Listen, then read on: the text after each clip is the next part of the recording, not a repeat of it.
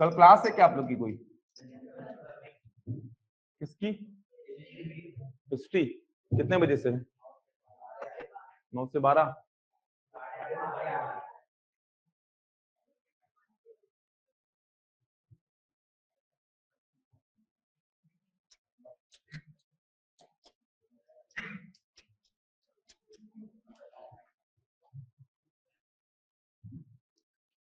साधारण ब्याज और चक्रवृद्धि ब्याज, simple interest and compound interest. इसमें आने से पहले ब्याज को समझिए, ब्याज क्या होता है, ब्याज इंटरेस्ट क्या होता है, पहले इसको समझते हैं। अभी छोड़ दीजिए साधारण ब्याज क्या होता है, चक्रवृद्धि ब्याज क्या होता है, ब्याज को समझते हैं पहले। ब्याज क्या होता है, इंटरेस्ट क्या होता है। अब ब्याज को समझने से पहले कुछ बेसिक टर्म्स आपको समझने होते हैं, जिसमें पहला है मूलधन, प्रिंसिपल बोलते हैं इसको, मूलधन। पहला है मूलधन। मूलधन क्या होता है? जिस राशि पर ब्याज की गणना की जाती है। समझ आ रहा है? जिस राशि पर ब्याज की गणना की जाती है उसी को आप क्या बोलते हैं? मूलधन। या जिस राशि पर ब्याज लिया जाता है या ब्याज दिया जाता है। मूलधन का मतलब जिस राशि पर ब्याज की गणना की जाती है, सिंपल सी बात। या आप ऐसा बोल दीजिए जिस राशि पर ब्याज लिया जाता है या फिर ब्याज दिया जाता है। जैसे एग्जाम्पल के लिए बैंक में आपने 1 लाख रुपए जमा किए हैं, बैंक में आपने 1 लाख रुपए जमा किए हैं, तो इस 1 लाख रुपए पे बैंक आपको ब्याज देगा, बैंक जो है आपको ब्याज देगा। तो ये 1 लाख रुपए क्या है? मूलधन है। मान लो आपने बैंक से 1 लाख रुपए लोन लिया है, बैंक से आपने 1 लाख रुपए का ऋण मतलब लोन लिया है, तो इस बार आप बैंक को ब्याज दोगे। तो जिस राशि पर ब्याज आप ले रहे हैं या ब्याज आप जिस राशि पर दे रहे हैं उसी राशि को क्या बोलते हैं? मूलधन। आप अगर बैंक में पैसा जमा करेंगे तो उस राशि पर ब्याज आपको मिलने वाला है। अगर आप बैंक से पैसा ऋण में लिए हैं, लोन में लिए हैं, तो उस राशि पे ब्याज आप बैंक को दोगे। तो जिस राशि पर ब्याज लिया जाता है या फिर दिया जाता है उसी राशि को आप क्या बोलते हैं? मूलधन। या सिंपल सी बात, जिस राशि पर ब्याज की गणना की जाती है वही राशि क्या कहलाती है? मूलधन। जिस राशि पर ब्याज की गणना की जाती है, जिस राशि पर ब्याज की गणना की जाती है उसी को मूलधन बोलते हैं। या जिस राशि पर ब्याज लिया जाता है या ब्याज दिया जाता है उस राशि को बोलते हैं मूलधन। दूसरा आता है दर। अब मूलधन है तो दूसरा क्या आएगा? दर। इसको बोलते हैं रेट। दर का मतलब अब एक निश्चित दर पर ही तो ब्याज आप लोगे या ब्याज आप दोगे। जैसे बैंक आपको 4% के रेट पे ब्याज देगा या आपसे 5% के रेट पे ब्याज लेगा। तो एक निश्चित दर होना चाहिए ना, कितने परसेंट रेट पे आप ब्याज ले रहे हो या ब्याज दे रहे हो। तो दर मतलब एक निश्चित दर होती है। जनरली बैंक में आप पैसा जमा करेंगे तो बैंक द्वारा निर्धारित की जाती है कि 2% वार्षिक है, 3% वार्षिक है। तो दर दूसरी बात जो होना ही चाहिए। तीसरा होता है समय, टाइम। कितने समय के लिए, कितने समय के लिए आप ब्याज ले रहे हो या ब्याज दे रहे हो। समझ आ रहा है? कितने समय के लिए आपका पैसा बैंक में जमा है या कितने समय के लिए आपने बैंक से पैसा लोन लिया है। अब जितने समय के लिए आपका पैसा बैंक में है उतने समय के लिए बैंक आपको ब्याज देगा, या जितने समय के लिए आपने बैंक से लोन लिया है उतने समय के लिए आप बैंक को ब्याज दोगे। तो समय तो आएगा, कितने समय के लिए आप बैंक को ब्याज दे रहे हो या बैंक से ब्याज ले रहे हो। कहने का मतलब आपका जो मूलधन है वो बैंक में कितने समय के लिए है, या आपने जो ऋण लिया है बैंक से वो कितने समय के लिए लिया है। तो जितने समय के लिए आपका पैसा बैंक में है या जितने समय के लिए आपने बैंक से पैसा लिया है उतने ही समय पर ब्याज की गणना होती है। समझ आ रहा है? उतने ही समय पर। अब बिना समय के कैसे ब्याज निकाल दोगे आप? समय तो होना ही चाहिए ना। कितने समय के लिए आपका पैसा बैंक में है, कितने समय के लिए आपने बैंक से पैसा लिया है, उतने ही समय पे ब्याज की गणना होती है। तो तीन चीजें आती हैं, मूलधन मतलब प्रिंसिपल, दर मतलब रेट और समय मतलब टाइम। अभी आपको साधारण ब्याज और चक्रवृद्धि ब्याज के बारे में कुछ नहीं पता। साधारण ब्याज को समझते हैं। साधारण ब्याज या ब्याज क्या होता है, अभी छोड़ दो साधारण ब्याज क्या होता है, छोड़ दो सबको, ब्याज को समझो। ब्याज क्या होता है, जनरल जो लेन देन होता है, जैसे मान लीजिए आपने मेरे को 10,000 रुपए उधार दिया, मान लीजिए मैंने आपसे 10,000 रुपए उधार लिया है, 10,000 रुपए उधार लिया, आपने बोला 10% वार्षिक दर पर ब्याज चुकाना है, 10% वार्षिक दर पर ब्याज चुकाना है, 10% वार्षिक दर पर ब्याज चुकाना है। समझिए, मैंने आपसे 10,000 रुपए उधार लिया है, मैंने 10,000 रुपए उधार लिया, आपने दर डिसाइड किया 10% वार्षिक दर पर, 10% वार्षिक दर है एक वर्ष का, 10% वार्षिक दर पर ब्याज चुकाना है। तो मैं एक साल में कितना ब्याज चुकाऊंगा आपको, 1,000। सिंपल सी बात है, 10,000 रुपए उधार लिया हूं, हर साल 10% ब्याज चुकाऊंगा मैं। तो 10,000 का 10% कितना हो जाएगा, देखिए, तो 10,000 का मतलब गुणा 10% मतलब क्या, 10/100, कितना आ गया, 1,000। तो एक साल में आपको कितना ब्याज चुकाऊंगा मैं, 1,000। सिंपल सी बात है ना, 10,000 रुपए लिया हूं मैं, एकदम सिंपल सा जो लेन देन होता है। अब ये सब मैं आ ही नहीं रहा हूं मैं, साधारण ब्याज क्या होता है, चक्रवृद्धि ब्याज क्या होता है, एकदम सिंपल सी बात। मैंने आपसे 10,000 रुपए उधार लिया है, आपने डिसाइड किया 10% वार्षिक दर पर ब्याज चुकाना है मेरे को। तो एक साल में कितना ब्याज बनेगा मेरा, 1,000। 2 साल में कितना बन जाएगा, 2,000। पहले साल आया 1,000 दिया, दूसरे साल आऊंगा फिर से 1,000 दूंगा, तो 2 साल में कितना बन जाएगा, 2,000। 3 साल में कितना बन जाएगा, 3,000।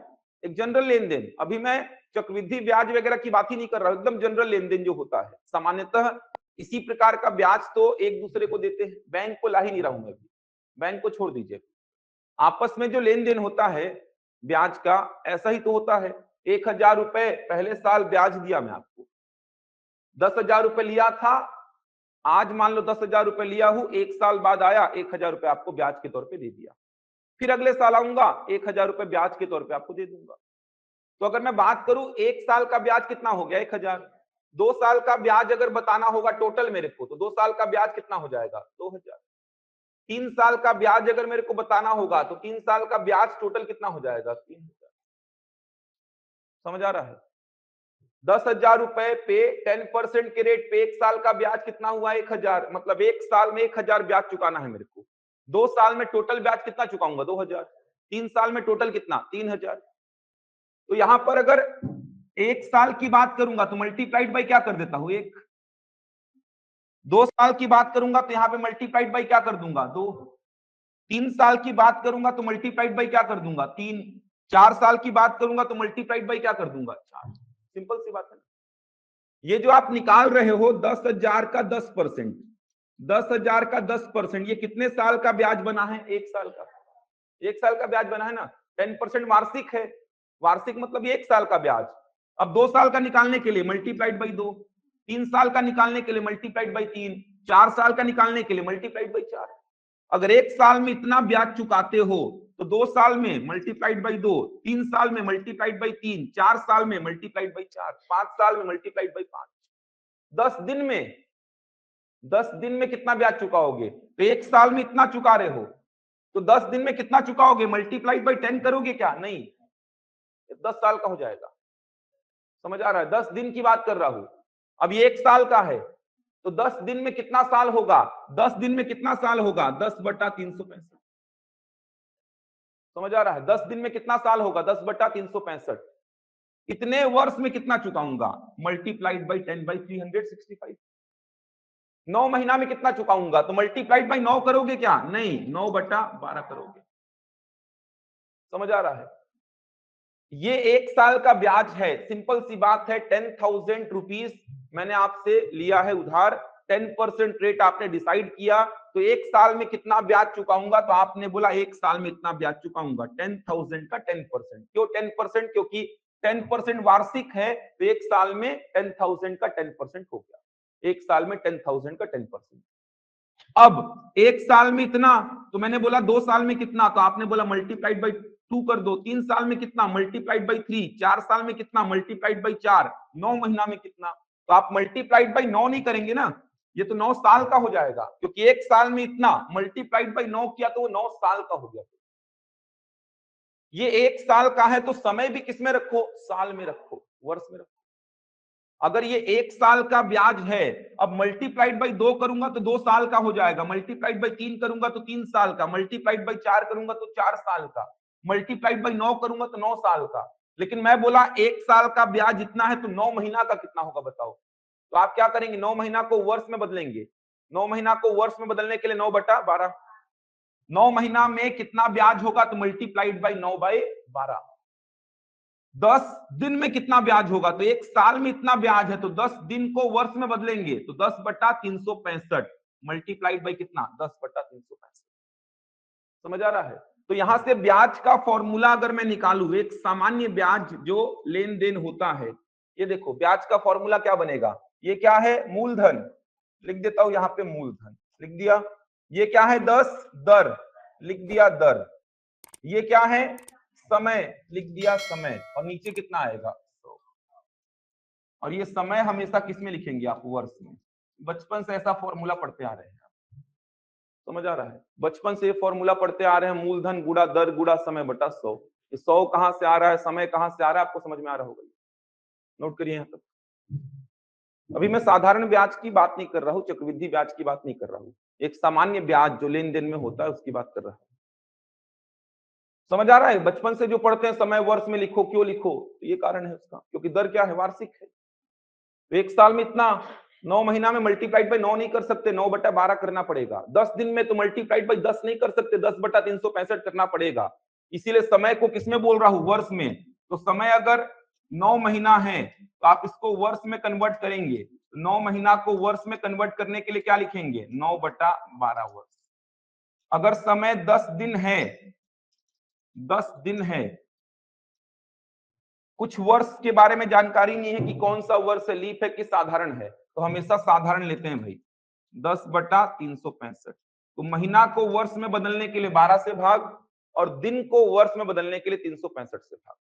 अगर कुछ मेंशन नहीं है कि कौन सा वर्ष है, लीप है कि साधारण है, तो हमेशा कौन सा लेंगे, साधारण वर्ष। और साधारण वर्ष में कितना दिन होता है, 365, तो डिवाइड बाई 365। समझ आया ये फॉर्मूला कहां से बन रहा है।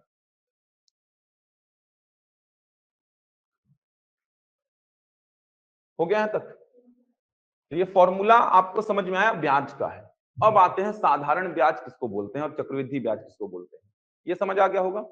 फॉर्मूला कहां से आया, एक सिंपल सा एग्जांपल लिया, नीचे 100 कहां से आता है, प्रतिशत को हटाने पे जो 100 लगता है वही 100 है। वो 10,000 का 10%, 1 साल का हो गया। 2 साल का निकालने के लिए मल्टीप्लाइड बाई 2, 3 साल का निकालने के लिए मल्टीप्लाइड बाई 3, 9 महीना का निकालने के लिए मल्टीप्लाइड बाई 9 मत कर देना, 9 साल का हो जाएगा वो, मल्टीप्लाइड बाई 9/12। 10 दिन का निकालने के लिए मल्टीप्लाइड बाई 10 मत कर देना, तो मल्टीप्लाइड बाई 10/365। तो आप फॉर्मूला देख सकते हैं, ये हो गया मूलधन, ये हो गया दर, ये हो गया समय, और ये हो गया 100। मूलधन गुणा दर गुणा समय बटा 100, जहां पे समय किसमें होगा, वर्ष में।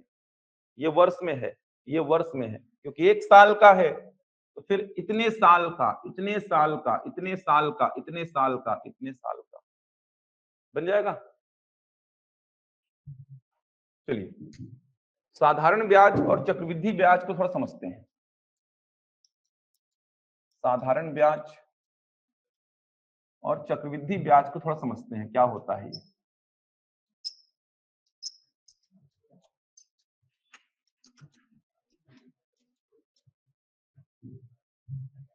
साधारण ब्याज और चक्रवृद्धि ब्याज को समझते हैं, क्या होता है साधारण ब्याज, क्या होता है चक्रवृद्धि ब्याज। साधारण ब्याज को पहले समझते हैं। साधारण ब्याज मतलब जो साधारण, जो लेन देन में ब्याज का उपयोग करते हैं वही साधारण ब्याज है। जो पढ़ाया अभी मैं आपको, ये देखिए, ये जो बताया यही क्या है, साधारण ब्याज है। समझ आ रहा है। साधारण ब्याज मतलब जो नॉर्मल लेन देन करते हैं, जो सेठ साहूकार लोग लेते हैं ब्याज, जनरली पैसा देके, जैसे आप मेरे को उधार दिए 10,000 रुपए 10% वार्षिक दर पर, तो यहाँ पे जो ब्याज का लेन देन होगा वो साधारण ब्याज ही है। समझ आ रहा है। यहाँ पे जो ब्याज का लेन देन होगा साधारण ब्याज ही है। तो साधारण ब्याज में खास बात क्या है, मूलधन हमेशा क्या रहेगा, समान। मेन जो बात है साधारण ब्याज की, मूलधन हमेशा क्या रहेगा, समान रहेगा। मूलधन हमेशा समान। जैसे यहां पे आपने देखा कि भाई पहले साल मैंने आपको कितने रुपए पे ब्याज दिया? 10,000 रुपए पे। कितना ब्याज पटाया? 1,000। अगले साल फिर से कितना पटाऊंगा? 1,000। अगले साल फिर से कितना पटाऊंगा? 1,000। मतलब हर साल जो मैं आपको ब्याज पटा रहा हूं वो कितने पे पटा रहा हूं? 10,000 पे। अब आप बोलेंगे हर महीना आके पटाओ, तो हर महीना भी आके पटा सकता हूं।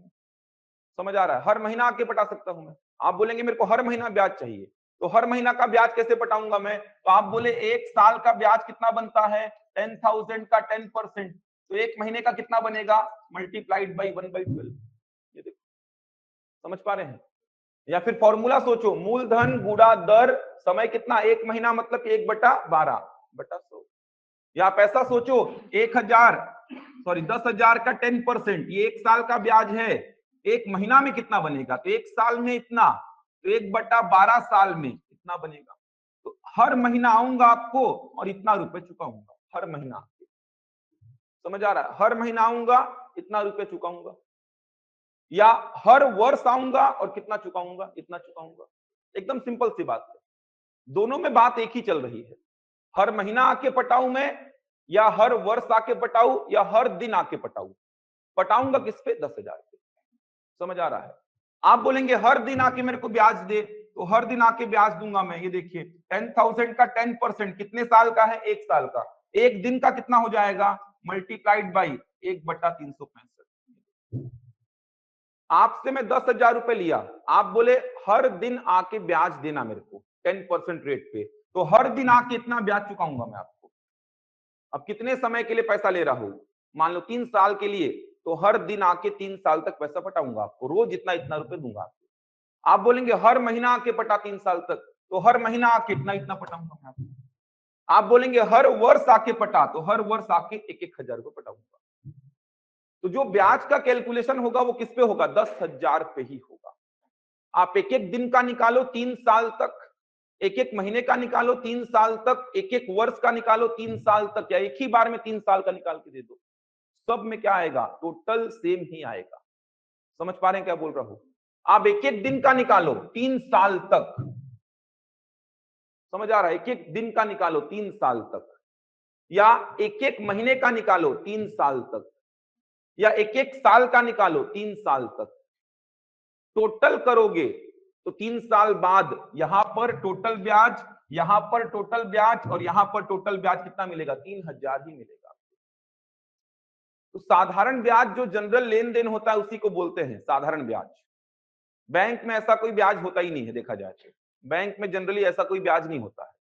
बैंक में अलग अलग खाते होते हैं, बचत खाता, सावधि जमा खाता, आवर्ती जमा खाता। इस प्रकार से ब्याज की गणना किसी भी खाते में नहीं होती है। ये जनरल जो लेन देन होता है आपस में, जो सेठ साहूकार लोग किसानों को देते हैं, जो जरूरतमंद लोगों को देते हैं, जैसे एक दूसरे में ले लेते हैं अपन ब्याज के तौर पे पैसा, वही ब्याज क्या है? साधारण ब्याज। बैंकों में जनरली ऐसा ब्याज नहीं मिलता है। आप देखेंगे तो बचत खाता का प्रोसेस एकदम अलग है ब्याज के कैलकुलेशन का। सावधि जमा खाता पूरा का पूरा चक्रवृद्धि ब्याज है, और आवर्ती जमा खाता एकदम अलग है, इंस्टॉलमेंट वाला है वो। तो साधारण ब्याज जैसा कोई ब्याज बैंक वगैरह में नहीं मिलता है। ये जनरल लेन देन वाला जो ब्याज है वही ब्याज है। मूलधन सेम रहेगा, मूलधन नहीं बढ़ाएंगे आप। ऐसा नहीं कि एक साल का ब्याज हुआ तेरा 1,000, अब तेरा मूलधन हो गया 11,000, अब अगले साल तू 11,000 पे ब्याज देगा मेरे को। ये होगा कहां पे? चक्रवृद्धि ब्याज में। समझ आ रहा है? एक साल का ब्याज कितना निकाले? 1,000। अब अगले साल आपने उसको बोला तेरा मूलधन कितना हो गया? 11,000। अब तू अगले साल 11,000 पे ब्याज पटा, तो अगले साल ब्याज 11,000 पे निकलेगा। फिर ऐसे मूलधन क्या होगा? बढ़ते जाएगा बढ़ते जाएगा। तो वो चक्रवृद्धि ब्याज होता है। लेकिन जनरल लेन देन में आपने ऐसा ही ब्याज देखा होगा। समझ आ रहा है? जनरल लेन देन में आपने ऐसा ही ब्याज देखा होगा कि 10,000 आपने मेरे को दिया, हर साल आके 1,000 पटा रहा हूं आपको। हर साल आके 1,000, मतलब हर साल का ब्याज क्या है मेरा? सेम। 10,000 लेके रखा हूं, हर साल आ रहा हूं 1,000 1,000 1,000 दे रहा हूं आपको, या हर महीना आ रहा हूं इतना इतना दे रहा हूं, या हर दिन आ रहा हूं इतना इतना दे रहा हूं। तो साधारण ब्याज का मतलब होगा मूलधन क्या रहेगा? समान रहेगा। आप एक एक दिन का निकालो, एक एक महीने का निकालो, एक एक वर्ष का निकालो, 3 साल के बाद टोटल करोगे तो सब में क्या आएगा? सेम। हर दिन, हर महीना, हर वर्ष मूलधन क्या रहेगा? सेम रहने वाला है। एग्जाम्पल लेता हूं एक, देखिए 1,000 रुपया आपने मेरे को दिया है 10% रेट पे 3 साल के लिए। 1000 रुपया आपने मेरे को दिया है, 3 साल के लिए मैं आपसे बातचीत करके 1000 रुपये लिया हूं। समझ आ रहा है? 3 साल के लिए मैंने आपसे बातचीत करके 1000 रुपये लिया है, 10% आपने रेट डिसाइड किया है। एक तरीका तो ये है, पहले वर्ष का ब्याज। अब पहले वर्ष का ब्याज मतलब पहले साल आके आपको कितना पटाऊंगा, तो आप बता सकते हैं 1000 गुणा 10 गुणा 1/100, या सीधे 1000 का 10% लिख दो, या मल्टीप्लाइड बाई 1 कर लो, क्योंकि दिमाग में फॉर्मूला सेट हो गया है, मूलधन दर समय बटा 100। कितना पटाएंगे पहले साल में? 100। तो पहले साल आया, आपको कितना पटाया? 100। दूसरे साल आऊंगा, फिर से कितना पटाऊंगा? 100। दूसरे साल आया, दूसरे साल आकर फिर से कितना पटाया? तो दूसरे साल आकर फिर से मैं कितना पटा दिया? 100 रुपए। ये देखिए, दूसरे साल आके फिर से कितना पटा दिया? 100। तीसरे साल आया, तीसरे साल आकर फिर से कितना पटाऊंगा? 100 रुपए। तो तीसरे साल आया, फिर से आपको मैंने कितना रुपये पटा दिया? 100 रुपए पटा दिया। 3 साल खत्म। अब कुल ब्याज अगर आप मेरे से पूछे कि मैंने कितना पटाया, तो कुल ब्याज मैं बता दूंगा कितना पटाया। 100 प्लस 100 प्लस 100, कितना पटाया मैंने? 300। समझ आ रहा है? आप बोलेंगे एक एक महीने आके पटाते, एक एक महीने आके पटाऊंगा फिर। समझ आ रहा है? कितने महीने तक? 36 महीने तक। पहले महीने का ब्याज, पहले महीने का ब्याज क्या लिखता है? 1000 गुणा 10 गुणा 1/12, और ये 100। इतना ही दूसरे महीने, इतना ही तीसरे महीने, इतना ही चौथे महीने, ऐसे करके 36 महीनों तक पटाता। टोटल करता फिर कितना आता? 300 ही आता। अब एग्जाम में प्रश्न आएगा, आप प्रैक्टिकल तो कुछ कर नहीं रहे हो, आपके पास तो प्रश्न आने वाला है। आपके पास प्रश्न आया 3 साल का ब्याज बताओ कितना है, तो आप सीधे क्या करो फिर? आप सीधे बता दो 3 साल का ब्याज कितना होगा। तो आप बोलेंगे 1000 गुणा 10 गुणा 3/100। ये क्या है? 1 साल का है ना, इतना मल्टीप्लाइड 3 किया, कितना आ गया? 3 साल का। सीधे बता दिए कितना आते हैं। तो जो ब्याज है वही क्या है? साधारण ब्याज। समझ आ रहा है? जो ब्याज है वही क्या है? साधारण ब्याज। जो ब्याज अभी तक बातचीत चल रही थी ब्याज की, वही क्या है? साधारण ब्याज। ब्याज मतलब क्या? साधारण, सिंपल। जो ब्याज है उसी को बोल देते हैं साधारण ब्याज। तो साधारण ब्याज में एक ही चीज ध्यान रखनी है आपको, मूलधन हमेशा क्या रहेगा? समान। हर वर्ष का ब्याज क्या आएगा? सेम। ये देखो 100 100 100। हर दिन का ब्याज सेम आएगा, हर महीने का ब्याज सेम आएगा। समझ पा रहे हैं? तो आप एक एक साल का निकालो, एक एक महीने का निकालो, एक एक दिन का निकालो, 3 साल में टोटल कितना पटाओगे? 300 पटाओगे। अब एग्जाम में अगर ये प्रश्न आया तो आप एक एक साल का काहे के लिए निकालोगे यार? आपको जब पता है कि भाई हर साल मूलधन क्या रहेगा? सेम। तो एक एक साल का निकालने से अच्छा सीधे 3 साल का निकालो। सीधे 3 साल का कितना आ गया? 300। इसीलिए साधारण ब्याज का फॉर्मूला क्या बन जाता है? तो जो ब्याज का फॉर्मूला है, जो ब्याज का फॉर्मूला, वही बन जाता है साधारण ब्याज का फॉर्मूला। जो ब्याज का फॉर्मूला है वही फॉर्मूला साधारण ब्याज का बन जाता है। जो ब्याज का फॉर्मूला आपने डिराइव किया था अभी कुछ देर पहले, उसी को आप साधारण ब्याज का फॉर्मूला बोलते हैं, क्योंकि ब्याज या साधारण ब्याज दोनों क्या है? सेम। समझ आया? साधारण ब्याज में बहुत ज्यादा वेरिएशन आने वाला नहीं है, केवल एक ही फॉर्मूला इसमें यूज होता है। देख सकते हैं, साधारण ब्याज में केवल एक ही फॉर्मूला यूज होगा और कोई दूसरा फॉर्मूला इसका नहीं है। समझ आया साधारण ब्याज क्या होता है? ये फॉर्मूला कैसे बन रहा है? क्लियर हुआ? ये बैंक में ऐसी कोई चीज नहीं होती है भाई, ध्यान रखिएगा।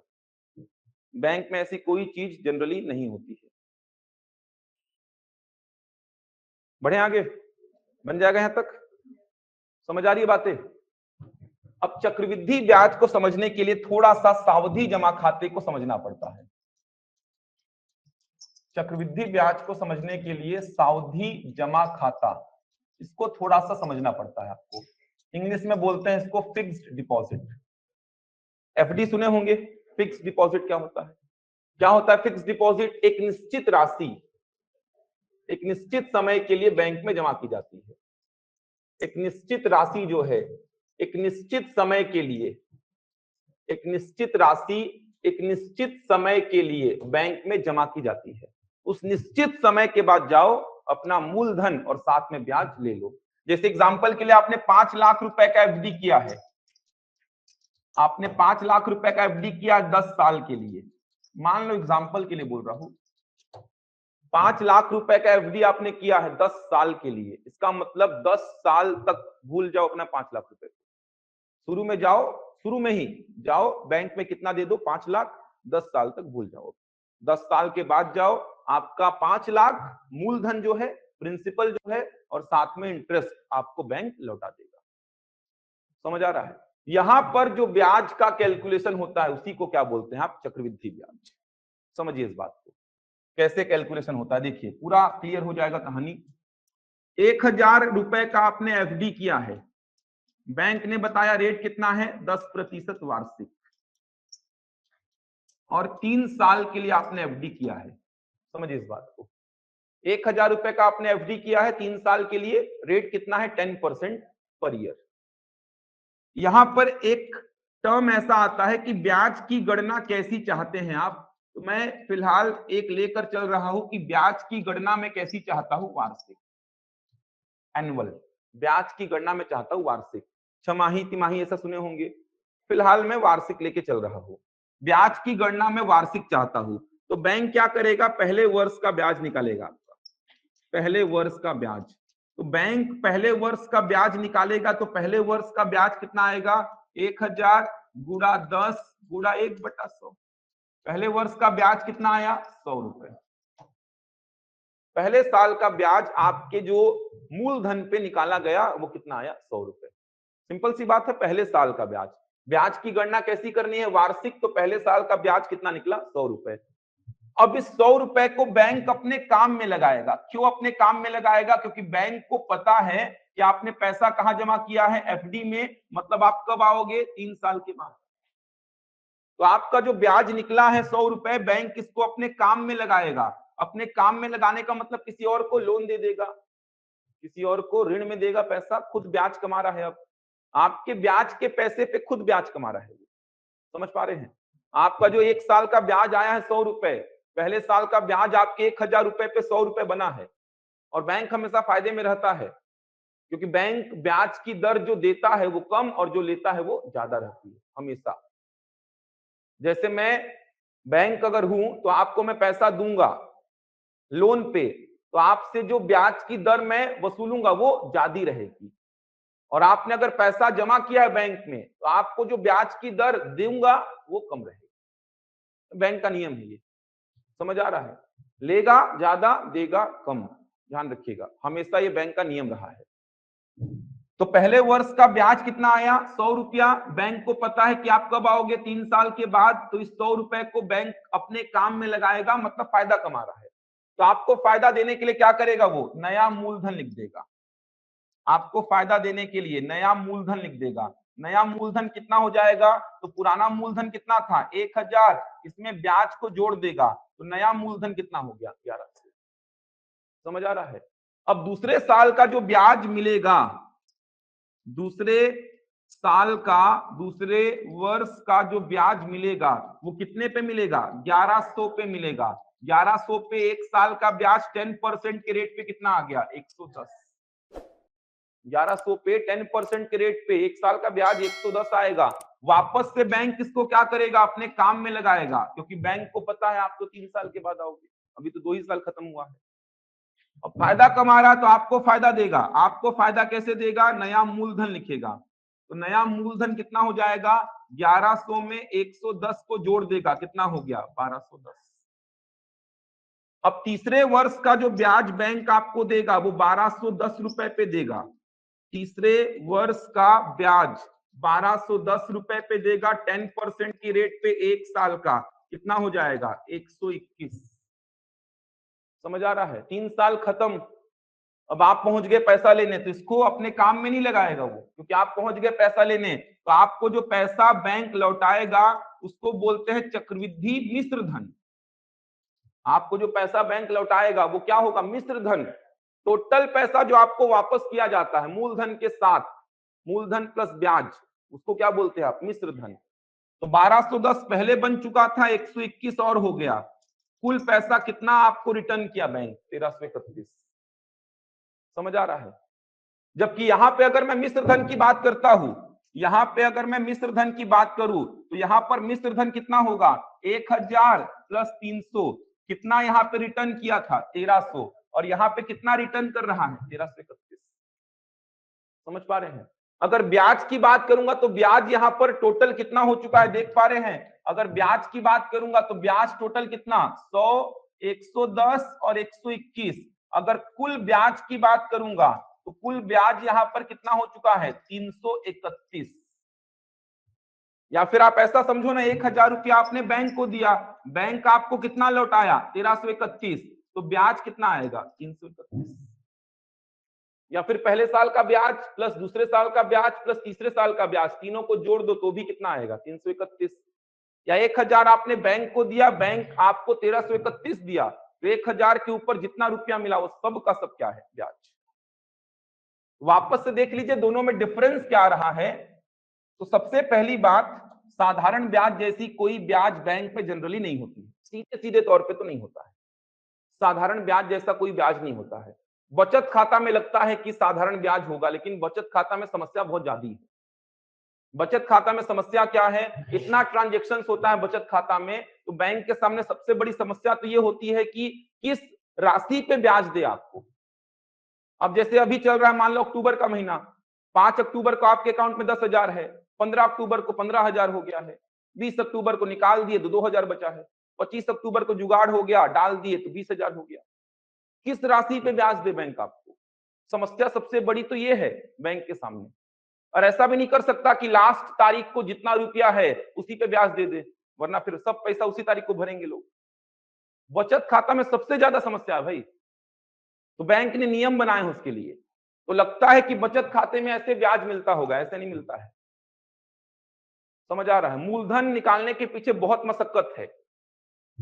ऐसा थोड़ी कि मार्च महीने का ब्याज निकालना है तो 30 तारीख को कितना पैसा है देख लो उसी पे ब्याज दे देगा। 30 तारीख को आपके अकाउंट में 1 लाख रुपया है तो 1 लाख पे ब्याज मिल जाएगा, या 31 तारीख को, अंतिम तारीख को 31 मार्च को आपके अकाउंट में 1 लाख रुपए है तो मार्च महीने का ब्याज 1 लाख पे मिलेगा, ऐसा थोड़ी होता है। अगर अंतिम तारीख को जितना रुपया आपके अकाउंट में है उतने पे ब्याज मिलने लग गया तो फिर आप अंतिम तारीख को ही पैसा रखोगे अपने अकाउंट में, बस बाकी टाइम पे निकाल लोगे आप। समझ आ रहा है। तो वो मूलधन के पीछे बहुत मशक्कत है, मूलधन के पीछे फॉर्मूला यही लगता है बचत खाता में, लेकिन ये मूलधन के पीछे बहुत मशक्कत होता है उसमें। तो ऐसा एकदम सिंपल सा ब्याज वाला कैलकुलेशन जो है, ये सिंपल सा ब्याज जो है, ये प्रैक्टिकली आप देखेंगे तो जनरल लेन देन में बस होता है। सेठ साहूकार लोग जो देते हैं, दोस्त यार एक दूसरे को अगर ब्याज में दे रहे हैं तो जनरल जो ब्याज वो लेते हैं वो ऐसा ब्याज लेते हैं। समझ आ रहा है। व्यापारी लोग जैसे देते हैं, व्यापारी लोग लेते हैं पैसा ब्याज पे, इन्वेस्ट करने के लिए जो एक दूसरे से पैसा लेते हैं ब्याज पे, ऐसा ब्याज है। 1 लाख रुपए लिए हैं, 10% के रेट पे ब्याज दे रहे हैं। समझ आ रहा है। कितना दे देंगे 10,000 रुपया 1 साल का देंगे। फिर महीना का निकालना होगा तो महीना का निकाल लो आप, महीना का निकाल के दो। फिर कैलकुलेटर में कैलकुलेट कर लेते हैं वो, और हो भी जाता है क्योंकि वो साधारण ब्याज है। समझ आ रहा है। अगर आप 1 महीने का निकालना चाहते हो, मैंने आपसे 1 लाख रुपए लिया है 10% के रेट पे, 1 साल का कितना बनेगा 10,000। 1 लाख का 10% कितना होगा 10,000। 1 महीने का निकालना है, मल्टीप्लाइड बाई कितना कर दो 1/12। 1 महीने का निकल जाएगा, हर महीने में आपको आके पटाऊंगा, या फिर 1 साल में आके पटाऊंगा 10,000। तो कैलकुलेटर से कैलकुलेट हो जाएगा। इसमें है क्या यार, 1 लाख का 10% 10,000, 10,000 मल्टीप्लाइड बाई 1/12 1 महीने का हो गया। 1 दिन का निकालना है तो मल्टीप्लाइड बाई 1/365 1 दिन का हो गया। तो साधारण ब्याज कैलकुलेट हो भी जाता है, चक्रवृद्धि ब्याज तो कैलकुलेटर से जो जानकार है वही कैलकुलेट कर सकता है। तो जनरल लेन देन में चक्रवृद्धि ब्याज जैसा लफड़ा पालते भी नहीं है वो लोग, जानेंगे तब तो पालेंगे। पहले उसके लिए पहले जानना पड़ेगा आपको किस प्रकार से हर बार पूरा वो लिखा पढ़ी करना पड़ेगा। और जनरल लेन देन में क्या है यार, इसमें क्या लिखा पड़ी, आप मेरे से लिए हो पैसा मान लो 1 लाख, हर साल आके मेरे को पटा रहे हो 10,000 मान लो, उसमें क्या लेन देन। आए हो पैसा दिए हो टिक मारा, अगले साल फिर आओगे 10,000 दोगे टिक मारा, मूलधन जब वापस करोगे कर दो टिक मार दिया। लेकिन चक्रवृद्धि ब्याज वाला केस में तो फिर प्रॉपर मेरे को लिखा पढ़ी करना पड़ेगा ना। 10,000 आपका बना, वो 10,000 को जोड़ा 1,10,000 बन गया। फिर अब 1,10,000 पे अगले साल का ब्याज निकलेगा, इतना कौन लफड़ा पालेगा यार। तो जनरल लेन देन में जो ब्याज होता है वो होता है साधारण ब्याज, एकदम सिंपल सा ब्याज, 1000 रुपए आप मेरे को दिए हो 3 साल के लिए, पहले साल आया 1000 का 10% 100 रुपया, दूसरे साल 100 रुपया, तीसरे साल 100 रुपया, टोटल 3 साल में कितना पटा दिया? 300। एक ही बार में अगर मेरे को बताना है 3 साल में कितना ब्याज दिया, तो सीधे फिर 1 साल का जब 100 है तो 3 साल का 300 बता दो एक ही बार में। तो एग्जाम के लिए आप तैयारी कर रहे हो, तो एग्जाम के लिए तैयारी करना है आपको, तो आप सीधे बताओ फिर 3 साल में कितना पटा दिया? 300। लेकिन चक्रवृद्धि ब्याज ऐसा नहीं है। चक्रवृद्धि ब्याज का कैलकुलेशन कहां पे होता है? सावधि जमा खाते में। ये मेंस का सब्जेक्ट है आपका, सावधि जमा खाता। तो सावधि जमा खाता मतलब फिक्स डिपॉजिट, कहने का मतलब एक निश्चित राशि एक निश्चित समय के लिए बैंक में जमा की जाती है, उस निश्चित समय के बाद ही आप अपना मूलधन और ब्याज ले सकते हो। तो मैं 1000 रुपया 10% के रेट पे 3 साल के लिए बैंक में जमा किया, फिक्स डिपॉजिट किया। ब्याज की गणना कैसी हो रही है? वार्षिक। तो बैंक क्या करेगा? पहले वर्ष का ब्याज निकालेगा। अब पहले वर्ष मूलधन क्या है? 1000। पहले साल पूरा मूलधन क्या है? 1000। इस पहले साल के ड्यूरेशन में मूलधन क्या रहेगा? 1000। तो 1000 का 10% कितना आएगा? 100। ये 1 का मल्टीप्लाई करो कि मत करो यार। 1000 पे 10% एनुअल रेट पे ब्याज क्या आएगा? 100 रुपए। अब आप इस 100 रुपए को अभी लोगे नहीं, क्योंकि आप तो सावधि जमा खाते में पैसा जमा किए हो, 3 साल के बाद जाओगे तो इस 100 रुपए को बैंक अपने काम में लगाएगा, तो आपको भी फायदा देना पड़ेगा उसको। तो आपको फायदा देने के लिए आपका मूलधन को इंक्रीज कर देगा। 1000 रुपए था, ये बढ़ के कितना हो गया? 1100। अब दूसरे साल का ब्याज आपको मिलेगा कितने पे? 1100 पे। मतलब दूसरे साल, इस पूरे दूसरे साल में, इस पूरे दूसरे साल में आपका जो मूलधन रहेगा ये कितना रहेगा? 1100। तो 1100 पे 10% के रेट पे 1 साल का कितना मिला? 110। वापस से बैंक को पता है आप 3 साल के बाद आओगे, तो 110 को जोड़ दिया 1100 में, कितना हो गया? 1210। अब तीसरे साल का जो ब्याज मिलेगा वो 1210 पे मिलेगा, कितना? 121। 3 साल खत्म, आप पैसा लेने पहुंचे, आपको जो पैसा लौटाएगा उसको क्या बोलते हैं? चक्रवृद्धि मिश्र धन। कितना हो गया? 1331। ब्याज की बात करूंगा, ब्याज कितना मिला? 331। इसीलिए तो चक्रवृद्धि ब्याज का फॉर्मूला बचपन से आप ऐसा नहीं पढ़े हो। चक्रवृद्धि ब्याज का फॉर्मूला बचपन से ऐसा पढ़े हो कि आप कि मूलधन गुणा दर गुणा समय बटा 100।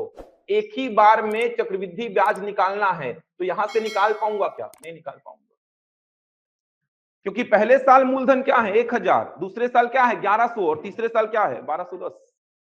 पहले साल मूलधन 1000, दूसरे साल 1100, तीसरे साल 1210। पहले साल के ड्यूरेशन में पूरा का पूरा पहले साल में मूलधन 1000 चलेगा, 1000 पे ब्याज का गणना होगा। दूसरे साल मूलधन क्या रहेगा? 1100, तीसरे साल 1210।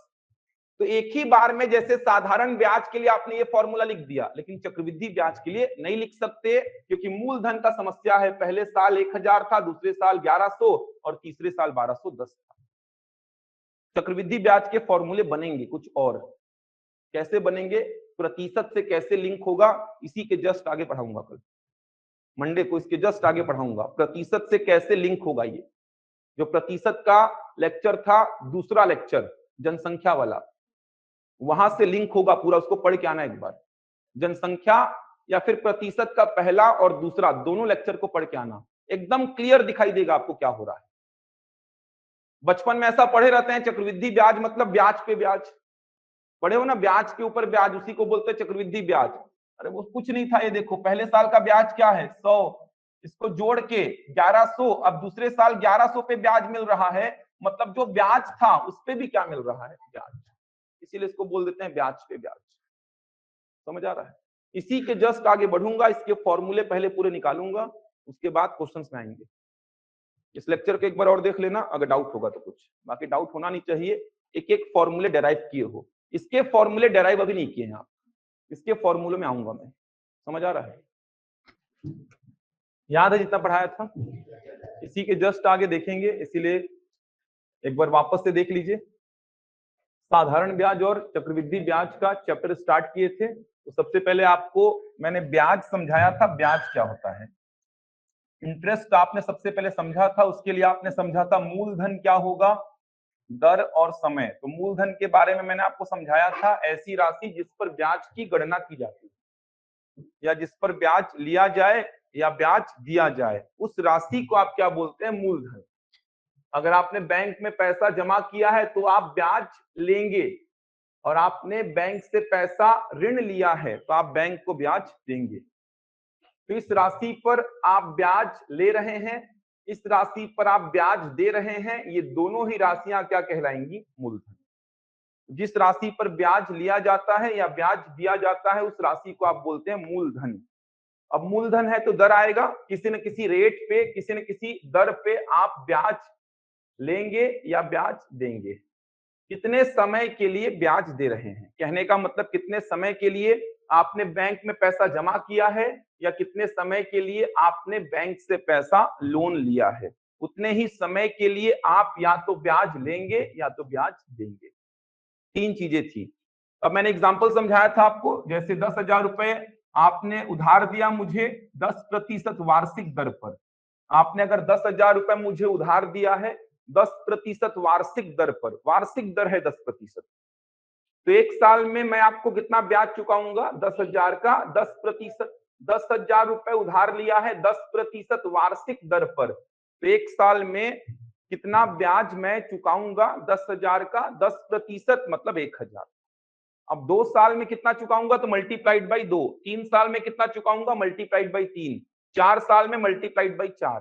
9 महीना में कितना चुकाऊंगा? तो आपने बोला 1 साल में इतना, तो 9 महीना में मल्टीप्लाइड बाई 9 नहीं कर सकते, उसको वर्ष में बदलना पड़ेगा 9/12।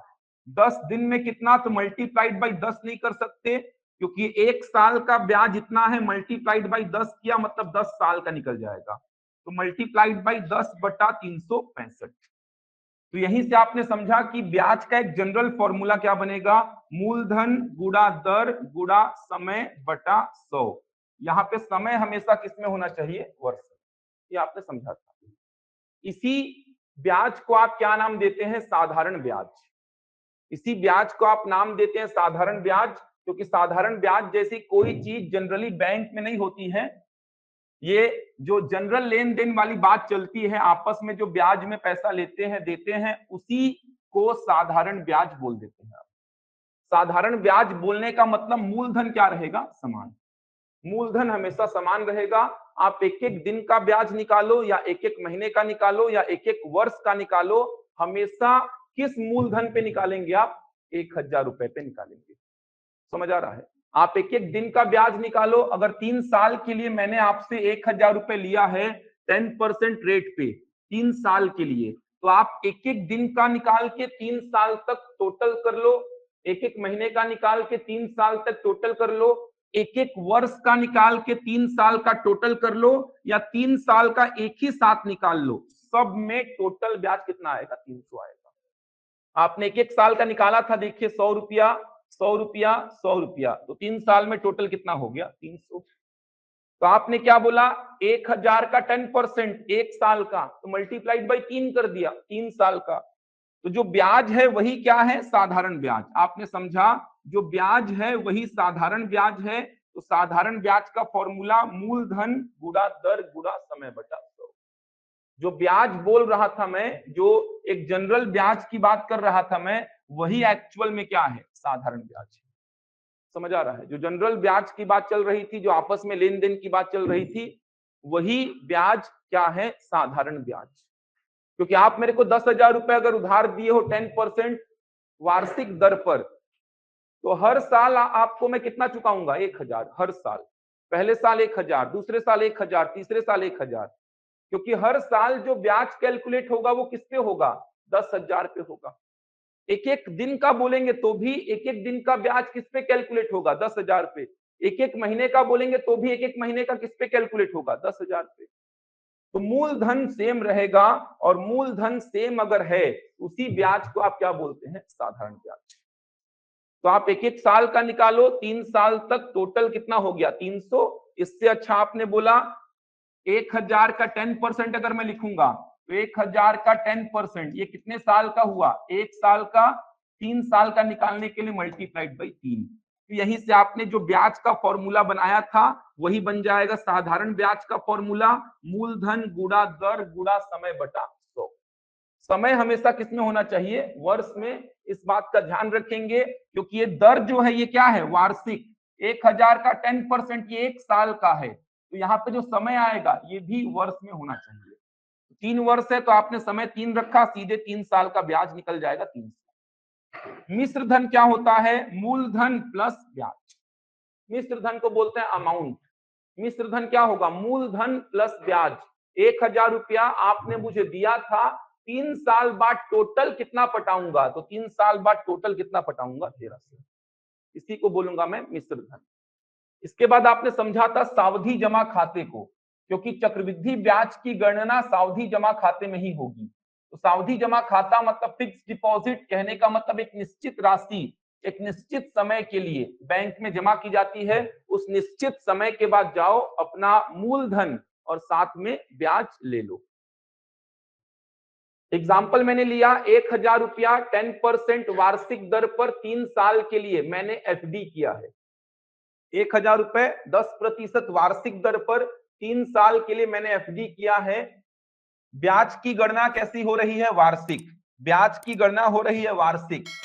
अब ब्याज की गणना वार्षिक होने का मतलब एक एक साल का ब्याज निकलेगा यहाँ पे। तो पहले वर्ष का ब्याज निकला, तो पहले वर्ष का ब्याज कितना हो जाएगा? देखो 1000 का 10% मल्टीप्लाइड बाई 1 करो या मत करो, एक ही बात है। 1000 रुपए पे 10% के रेट पे अगर एक साल का ब्याज निकालना है तो 1000 का कितना? 10% कितना आया? 100। ये पहले साल का ब्याज निकला आपका 100 रुपए। अब बैंक को पता है कि आपने पैसा कहां जमा किया है? सावधि जमा खाते में। इसका मतलब आप 3 साल के बाद आओगे तो इस 100 रुपए को बैंक अपने काम में लगाएगा, फायदा कमाएगा। तो आपको फायदा देने के लिए क्या करेगा? नया मूलधन। पुराना वाला 1000 है, इसमें 100 जोड़ दिया तो नया मूलधन 1100 आया। अब दूसरे साल का ब्याज देगा 1100 में, 1100 का 10% कितना आया? 110। वापस से बैंक इसको अपने काम में लगाएगा, फायदा कमाएगा। तो आपको फायदा देने के लिए पुराने वाले में ब्याज को जोड़ा 1210। अब तीसरे वर्ष का ब्याज 1210 रुपए पे 121 आया। 3 साल खत्म, आप पहुंच गए पैसा लेने। आपको जो पैसा वापस करेगा उसको बोलेंगे चक्रवृद्धि मिश्र धन। 1210 और 121 1331 हो गया। अगर मैं ब्याज की बात करूं तो एक तरीका यह है ब्याज निकालने का, 1331 में से 1000 को घटा दीजिए। मिश्र धन में से मूलधन को घटाऊंगा तो क्या आएगा? ब्याज। या 100 110 121 को जोड़ दीजिए, कितना आ जाएगा? 331। ये पढ़ाया था। एक ही बार में अगर आपको चक्रवृद्धि ब्याज निकालना है तो आप ये फॉर्मूला नहीं लगा सकते, क्योंकि हर साल मूलधन क्या है? अलग अलग। एक ही बार में साधारण ब्याज निकालने के लिए ये फॉर्मूला लगा सकते हो, क्योंकि मूलधन क्या था? सेम था। इसीलिए एक ही बार में साधारण ब्याज निकालने के लिए ये फॉर्मूला लगा सकते हैं। चक्रवृद्धि ब्याज अगर आपको एक ही बार में निकालना है 3 साल का, ये फॉर्मूला नहीं लगा सकते। समय 3 रख दोगे, दर 10 रख दोगे, लेकिन मूलधन क्या रखोगे? पहले साल 1000 है, दूसरे साल 1100 है और तीसरे साल 1210 है। तो चक्रवृद्धि ब्याज में क्या होता है? हर साल मूलधन बढ़ता जाता है, इसीलिए हर साल ब्याज भी बढ़ता जाएगा। समझ आ रहा है? पैसा आपने जमा किया एफडी में, इसीलिए ऐसी प्रक्रिया होती है। पहले साल का जो ब्याज निकला है इसको बैंक अपने काम में लगा रहा है, इसीलिए आपके पुराने मूलधन में ब्याज को जोड़ के नया मूलधन बना रहा है। मतलब दूसरे वर्ष का जो ब्याज मिलेगा ये 1100 रुपए पे मिलेगा आपको। 110 आया, वापस से नया मूलधन 1210। अब तीसरे वर्ष का ब्याज जो मिलेगा 1210 पे मिलेगा 121। 3 साल खत्म, तो टोटल जो पैसा आपको लौटाएगा उसी को बोलेंगे चक्रवृद्धि मिश्र धन 1331। ब्याज की बात करेंगे तो मिश्र धन में से मूलधन को घटा दीजिए। आपने बैंक को दिया 1000, बैंक ने आपको दिया 1331, तो ब्याज कितना है? जितना आपने दिया था उसके ऊपर जितना राशि है वो सब क्या है? ब्याज। या फिर तीनों को जोड़ दीजिए तो भी कितना आएगा? 331। ये एक्चुअल में चक्रवृद्धि ब्याज है। ये तो एकदम याद कर लीजिए, क्योंकि अच्छे प्रश्न जो है चक्रवृद्धि ब्याज के इसी से बनने वाले हैं। अब फॉर्मूले कैसे बनेंगे चक्रवृद्धि ब्याज के? देखिए, साधारण ब्याज में तो 2 ही फॉर्मूला है, एक ये फॉर्मूला और दूसरा मिश्र धन बराबर मूलधन प्लस ब्याज। 2 ही फॉर्मूले हैं बस। चक्रवृद्धि ब्याज का प्रोसीजर ये है। फॉर्मूला क्या बनेगा? अब फॉर्मूले को समझिए। यहां तक हो गया था पिछले क्लास में भी। चलो देखो अब यहां से आगे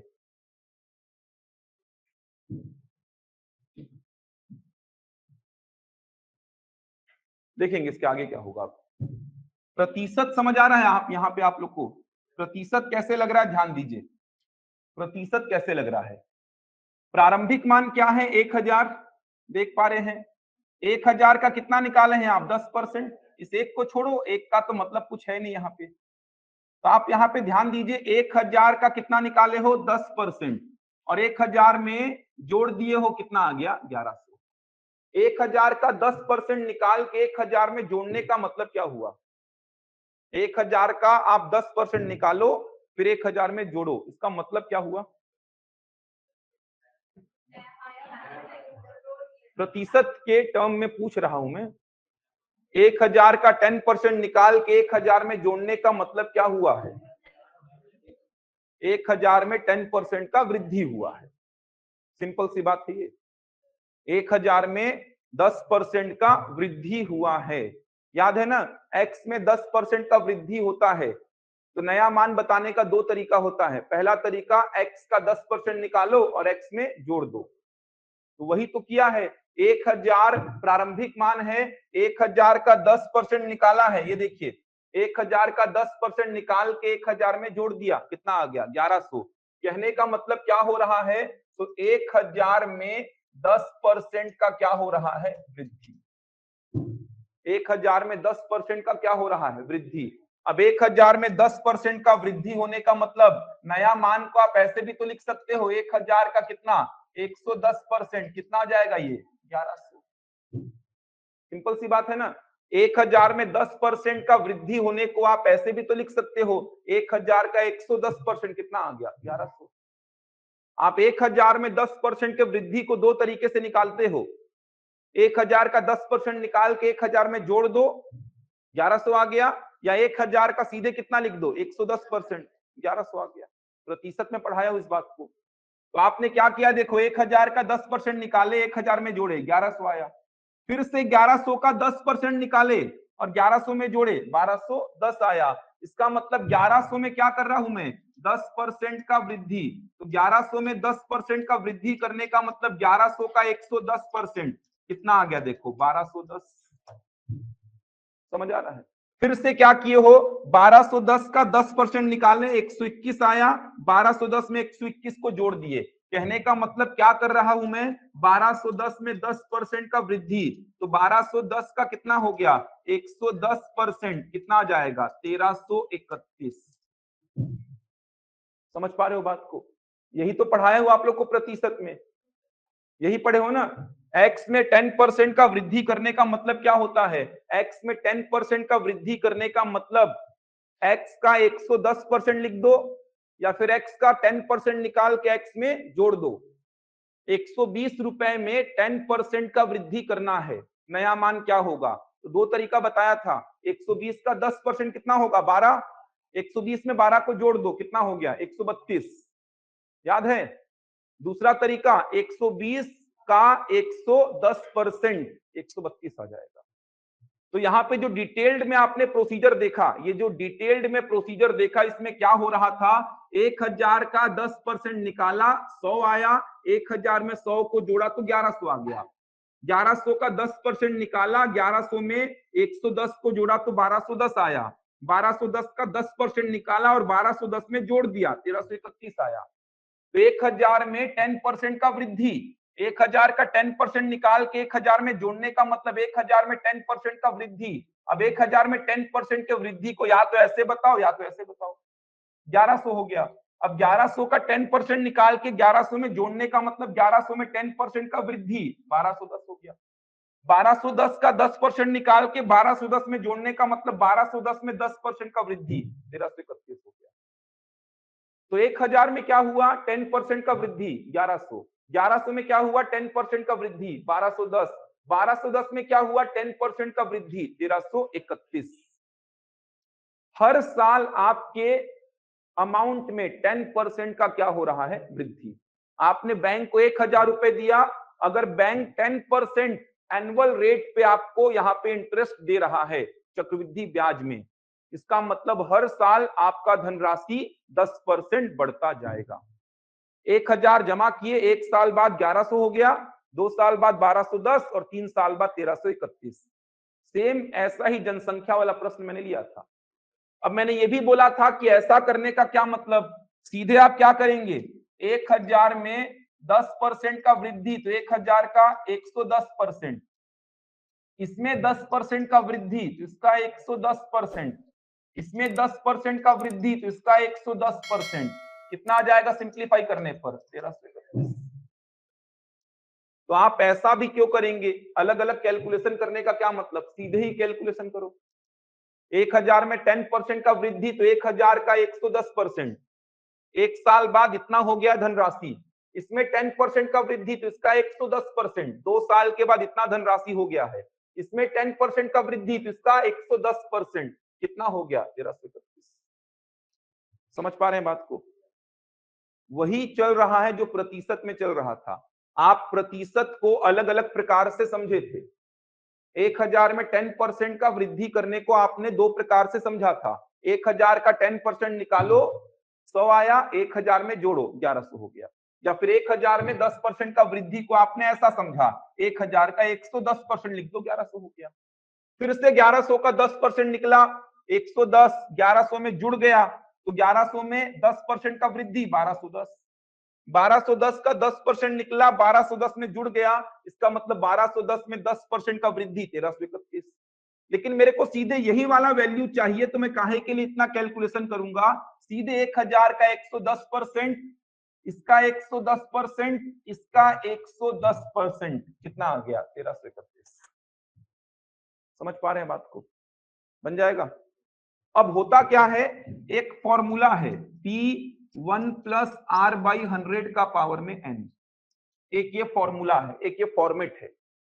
यहां पे अगर मैं वैल्यू रखता हूं, P मतलब प्रिंसिपल मतलब मूलधन, R मतलब रेट मतलब 10, n मतलब टाइम कितना है 3, वैल्यू पुट किया, अभी कट पिट नहीं कर रहा हूं, क्या आएगा देखो, 100 एकम 100 और 10 कितना 110 बटा 100, पावर में कितना 3, तो 1000 गुड़ा 110 बटा 100 गुड़ा 110 बटा 100 गुड़ा 110 बटा 100, ये फॉर्मूला भी आपको कितना वैल्यू दे रहा है 1331।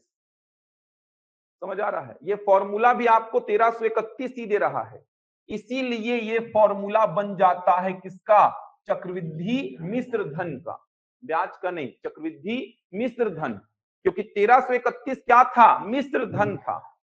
तो ये फॉर्मूला आपको दे रहा है 1331, इसीलिए ये फॉर्मूला बनता है चक्रवृद्धि मिश्र धन का। अगर चक्रवृद्धि ब्याज निकालना है तो चक्रवृद्धि मिश्र धन में से मूलधन को माइनस करना पड़ेगा।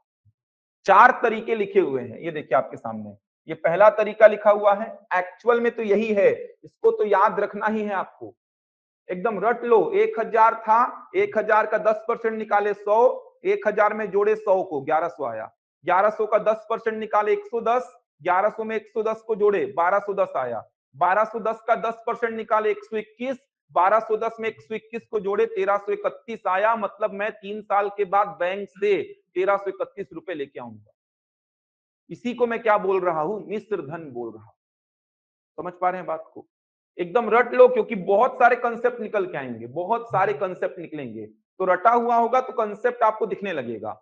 1000 100 1100 हो गया, 110 1210 हो गया, 121 1331 हो गया। 1000 का 10% निकाल के 1000 में जोड़ा 1100, 1100 का 10% निकाल के 1100 में जोड़ा 1210, 1210 का 10% निकाल के 1210 में जोड़ा 1331। इसी को आपने समझा, 1000 में 10% का वृद्धि किया 1100, 1100 में 10% का वृद्धि किया 1210, 1210 में 10% का वृद्धि किया 1331।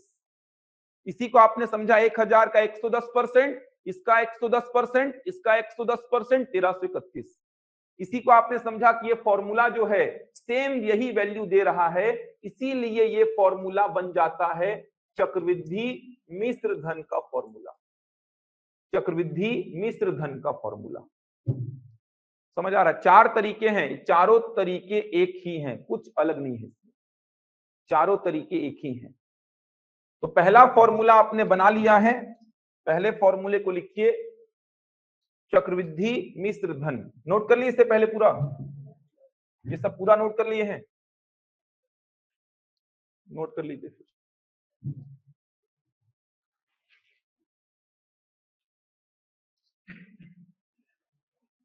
6 जीरो से 6 जीरो कटेगा, 11 इंटू 11 इंटू 11 कितना आएगा 1331। यही तो प्रतिशत के लेक्चर में आपने पढ़ा था। 1000 जनसंख्या था, हर साल 10% बढ़ रहा था, तो 3 साल के बाद कितना हो गया था 1331। यही डेटा सेम था। वृद्धि 10% का हो रहा है हर साल। 1000 में हुआ 1100, 1100 में हुआ 1210, 1210 में हुआ 1331। साधारण ब्याज में ऐसा नहीं होता है ना, 1000 में वृद्धि नहीं होगा। 1000 का ब्याज निकाले 100, बस 100 रुपए अलग है। फिर से 1000 का ब्याज निकला 100, 100 रुपए अलग है। फिर से 1000 का ब्याज निकला 100, 100 रुपए अलग है। तो वहां पे टोटल ब्याज कितना 300, तो आपने एक ही बार में निकाल दिया 300। लेकिन यहाँ पे एक ही बार में निकाल ही नहीं सकते आप। 1000 गुणा 10 गुणा 3/100 करोगे तो गलत हो जाएगा, क्योंकि पहले साल जिस राशि पे ब्याज की गणना हुई है वो क्या है 1000, दूसरे साल जिस राशि पे ब्याज की गणना हुई है वो है 1100, और तीसरे साल जिस राशि पे ब्याज की गणना हुई है वो है 1210। या तो आप सीधे करना है तो ऐसे करो, या तो फॉर्मूले से करो। समझ आ रहा है? सीधे अगर करना है तो इस चक्रवृद्धि ब्याज, हाँ, चक्रवृद्धि ब्याज निकालने के लिए आप क्या करो, मिश्र धन में से मूलधन को घटा दो। मिश्र धन में से मूलधन को घटा दो। चक्रवृद्धि ब्याज निकालना है ना आपको, तो आप क्या करो, मिश्र धन कितना है 1331, इसमें से मूलधन घटा दो। लिखिए, फॉर्मूला लिखवा दे रहा हूं। पहला फॉर्मूला बन रहा है चक्रवृद्धि मिश्र धन का।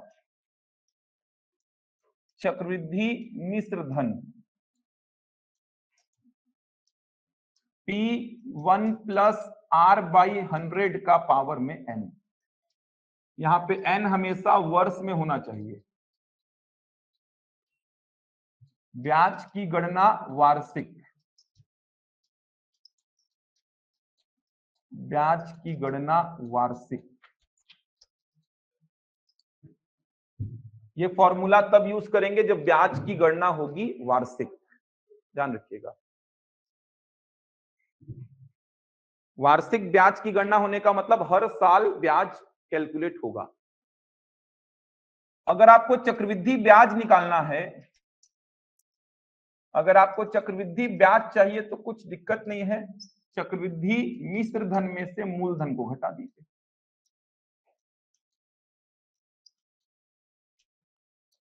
चक्रवृद्धि मिश्र धन में से अमाउंट में से प्रिंसिपल को माइनस करिए। सिंपल सी बात है। 1331 क्या है, 3 साल बाद आपका धनराशि इतना हो गया है। जमा कितना किए थे 1000, हो कितना गया 1331, तो ब्याज कितना है, ब्याज मतलब ऊपर कितना रुपए मिला आपको 1000 के 331, तो कैसे मिलेगा 1331 माइनस 1000। पहला फॉर्मूला, ऐसे 4 फॉर्मूले टोटल बनने हैं। ये पहला फॉर्मूला हो गया, हो गया, बन जाएगा। एन हमेशा वर्ष में रखेंगे, 2 साल है तो एन 2 रखेंगे, तभी तो सेटिस्फाइड होगा ना। 2 साल है तो कैलकुलेशन यहाँ कितने बार होगा, 2 बार। पूरा एनालिसिस करो, अगर समय होता यहाँ 2 तो कैलकुलेशन कितने बार होता, 2 बार। पहले वर्ष का ब्याज, नया मूलधन, इस नए मूलधन पर दूसरे वर्ष का ब्याज। 2 साल खत्म, आप पहुंच गए पैसा लेने, तो आपको जो पैसा लौटाते उसको क्या बोलते, चक्रवृद्धि मिश्र धन।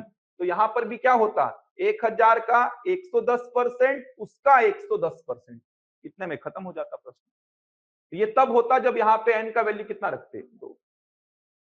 तो समय अगर 2 है तो एन का वैल्यू 2, समय अगर 3 है तो एन का वैल्यू 3। इसके आगे समझिए अब प्रिंसिपल।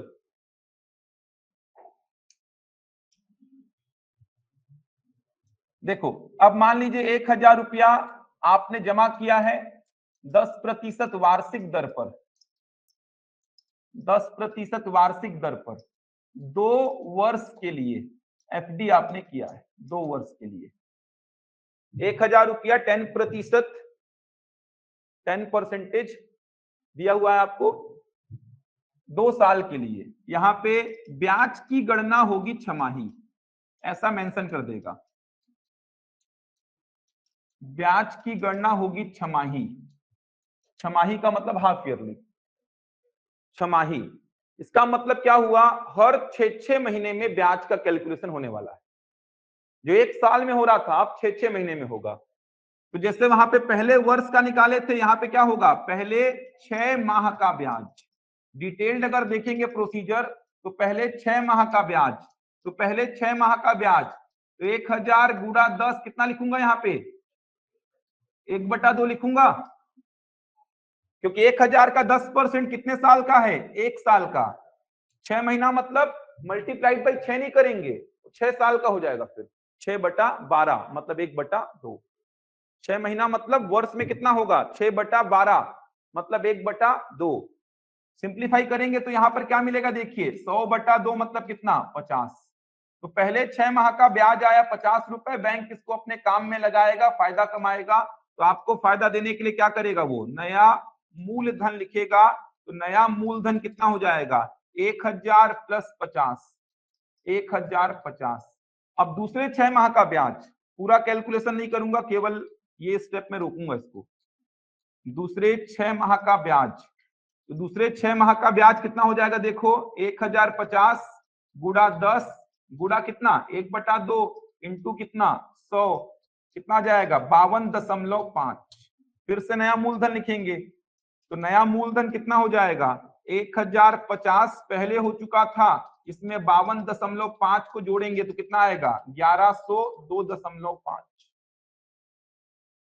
अब इस नए मूलधन पे क्या करेंगे, तीसरे 6 माह का ब्याज, फिर से नया मूलधन, इस नए मूलधन पर चौथे 6 माह का ब्याज। इसके बाद क्या बता देंगे, चक्रवृद्धि मिश्र धन। क्यों चौथे बार के बाद रुक गया, क्योंकि 1 साल में छमाही कितने बार, 2 बार, तो 2 साल में कितने बार, 4 बार।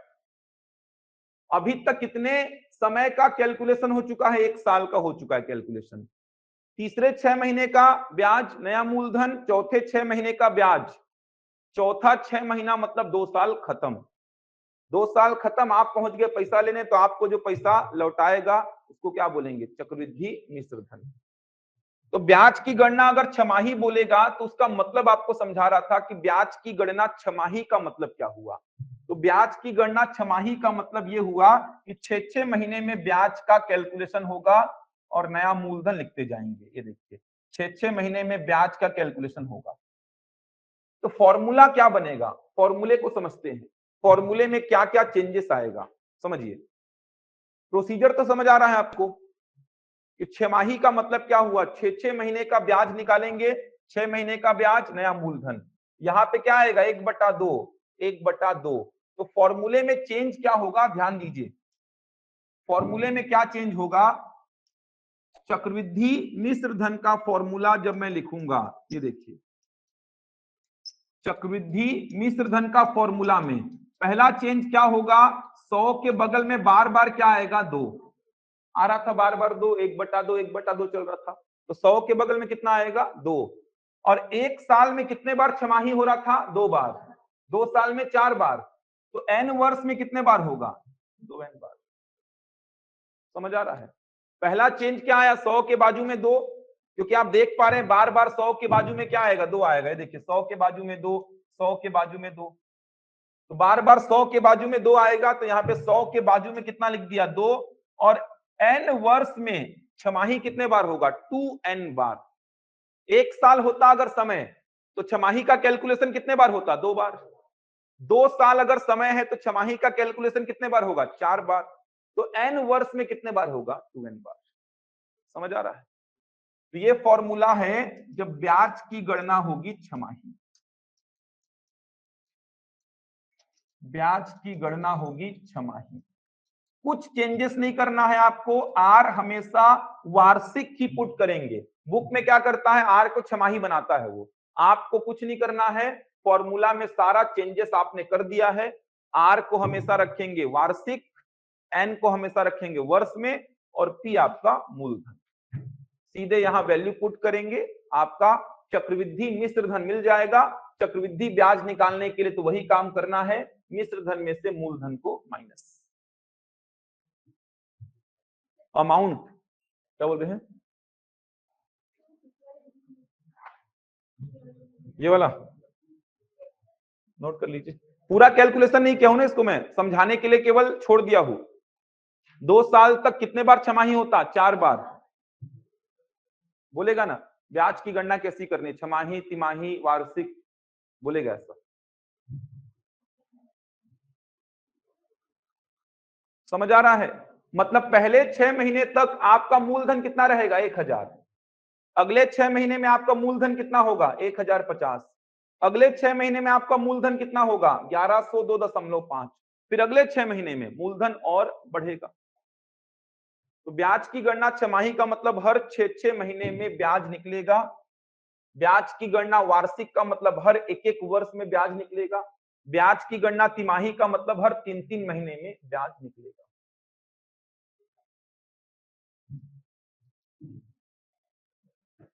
हो गया? 1/2 समझ आ रहा है क्यों लिखा हूं ना? अब देखो सेपरेट सेपरेट निकालना है तो ये डिटेल्ड में काम कर सकते हैं, लेकिन यहाँ पे पहले 6 माह, दूसरे 6 माह ऐसा करना पड़ेगा, पहले वर्ष, दूसरे वर्ष ऐसा करना पड़ेगा। सेपरेट निकालना है तो फिर मूलधन गुणा दर गुणा समय बटा 100 को यूज कर सकते हैं। क्यों कर सकते हैं? क्योंकि पहले 6 महीने में मूलधन 1000 रहेगा, अगले 6 महीने में मूलधन क्या रहेगा, 1050। लेकिन एक ही बार में 2 साल का अगर निकालना है तो फिर आपको पहले क्या करना पड़ेगा, इस फॉर्मूले से मिश्र धन निकालना पड़ेगा। मिश्र धन मिला, उसमें से मूलधन को माइनस करके क्या बताएंगे, ब्याज। समझ आ रहा है?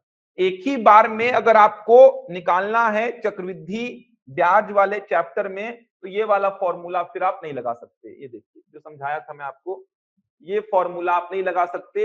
एक ही बार में अगर आपको चक्रवृद्धि ब्याज निकालना है एक ही बार में तो ऐसा नहीं कर सकते। साधारण ब्याज में कर लेते हैं लेकिन चक्रवृद्धि ब्याज में नहीं कर सकते। कारण यही है, मूलधन 1000 था, 1100 हुआ, 1210 हुआ।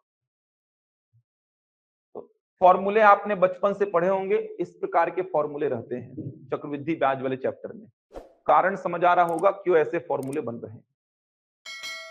तीसरा जो आएगा, ब्याज की गणना होगी तिमाही। नोट कर लिए इसको, इसके आगे ऐसा छोड़ दिया हूं मैं, तीसरे छमाही का, चौथे छमाही का, तब जाके 2 साल खत्म होगा। यहां पे समझ आ रहा है?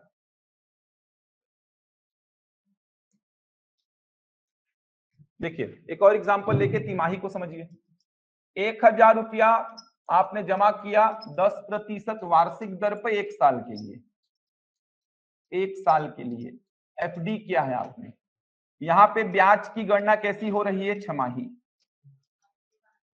तिमाही, ब्याज की गणना तिमाही, क्वार्टरली बोलते हैं इसको। ब्याज की गणना तिमाही, तिमाही का मतलब 3 महीने में।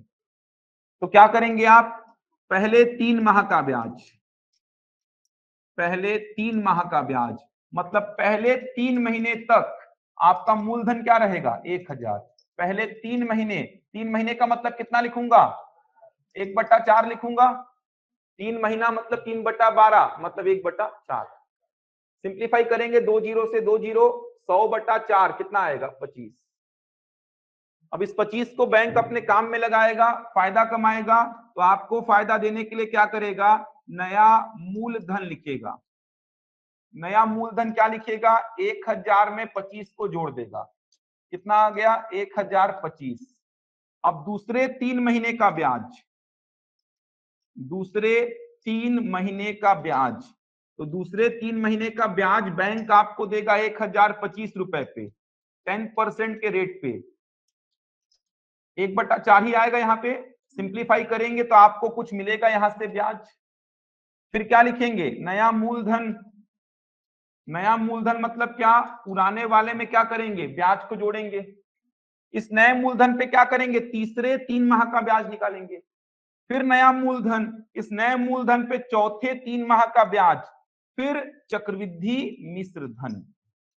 चौथे बार में क्यों रुक गया, समझ आ रहा है? क्योंकि 1 साल में तिमाही कितने बार आएगा, 4 बार। यहाँ पे कितने साल की बात किया, टोटल 1 साल की। तो 1 साल में तिमाही कितने बार आएगा, 4 बार। पहले 3 माह का, फिर दूसरे 3 माह का, फिर तीसरे 3 माह का, फिर चौथे 3 माह का। 4 बार 3 महीना हुआ मतलब 1 साल खत्म। फॉर्मूला में चेंज समझ आ रहा है क्या क्या आएगा, 100 के बगल में बार बार क्या आएगा, 4, और पावर में कितना हो जाएगा, 4n, क्योंकि 1 साल में तिमाही कितने बार, 4 बार। तो n वर्ष में कितने बार, 4n बार हो जाएगा। फॉर्मूला लिख लीजिए, इसको नोट कर लिए होंगे तो। चक्रवृद्धि मिश्र धन का तीसरा फॉर्मूला, प्रोसीजर समझ आ रहा है? कई बार प्रोसीजर से बनाना ज्यादा आसान रहता है, कई बार प्रश्न ऐसे होते हैं, डेटा ऐसे होते हैं, प्रोसीजर से बनाना ज्यादा आसान रहता है, फॉर्मूले से ज्यादा आसान। और प्रोसीजर समझेंगे तो इसके अच्छे कंसेप्चुअल जो प्रश्न है वो आपसे बनेंगे, इसीलिए बार बार प्रोसीजर को लिख रहा हूं। छमाही वाले में क्या हो रहा था, 6 महीने का ब्याज निकल रहा था, नए मूलधन को लिख रहे थे, तो 6 महीना मतलब यहाँ 1/2 चल रहा था। तिमाही में क्या हो रहा है, 3 महीने का ब्याज लिख रहे हैं, तो यहाँ पर 1/4 चल रहा है। पहले 3 माह का ब्याज, दूसरे 3 माह का ब्याज, ऐसे चल रहा है। तो फॉर्मूला में क्या चेंज आएगा, लिखिए, चक्रवृद्धि मिश्र धन, चक्रवृद्धि मिश्र धन 100 के बगल में क्या आ जाएगा, 4, पावर में कितना, 4n, n हमेशा वर्ष में रखेंगे। ब्याज की गणना कैसी होगी, तिमाही, ब्याज की गणना होगी तिमाही, ब्याज की गणना तिमाही। 3 फॉर्मूले ये हैं, तीनों मिश्र धन के फॉर्मूले हैं, इसमें से मूलधन को माइनस करेंगे तब ब्याज मिलता है।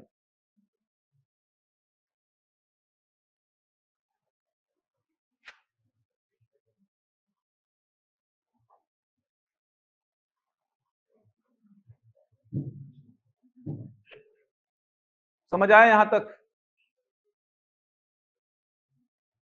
समझ आया? कहां से कौन से फॉर्मूले बन रहे हैं?